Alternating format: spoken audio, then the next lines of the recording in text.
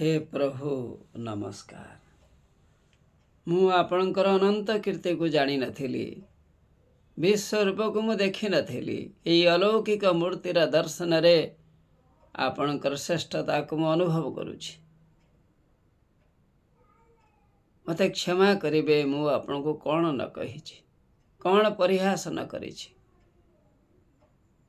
अर्जुन निज भावना रे श्रीकृष्ण को यह कहिछन्ति, सखेति मत्वा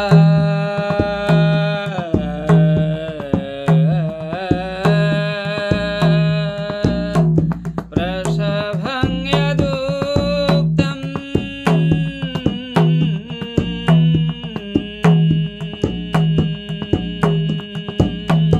हे कृष्ण हे सखेति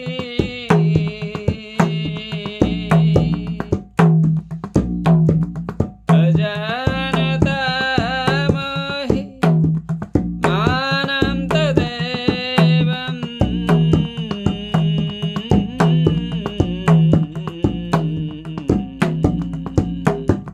तवेदं मया प्रमादात् प्रणयेन वापि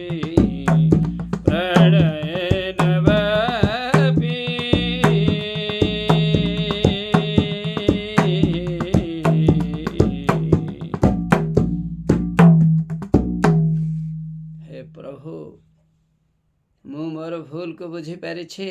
आज मु अनुतप्त, मते क्षमा करिवे।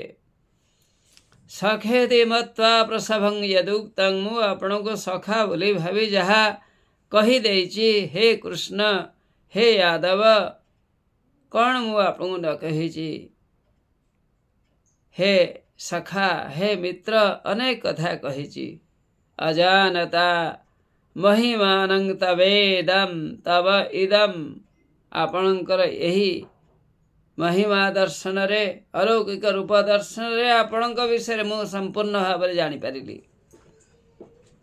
मु जहा आपण को कहिछि, भावन्तु यह मोर निर्बोधता, मोर निज को न जानिबार अज्ञानता, आपण को न जानिबार अज्ञानता। मु निज को व्यक्ति भाव रे भल कि जानी नहीं। आपण महान शक्तिर उत्स एक कथा भी मु जानी नथिली। आज जानिबा परे मु निज को बहुत भूल बोली भावी पारुछि, भूल बोली भावी पारुछि। हे प्रभु क्षमा करंतु मते। आपण को दिव्य दर्शन रे समस्त जगतर पुण्य हो, समस्तंकर कल्याण करंतु इति कामना करी मु रहुछि। एक कथा किए कहिचंती, अर्जुन कहिचंती।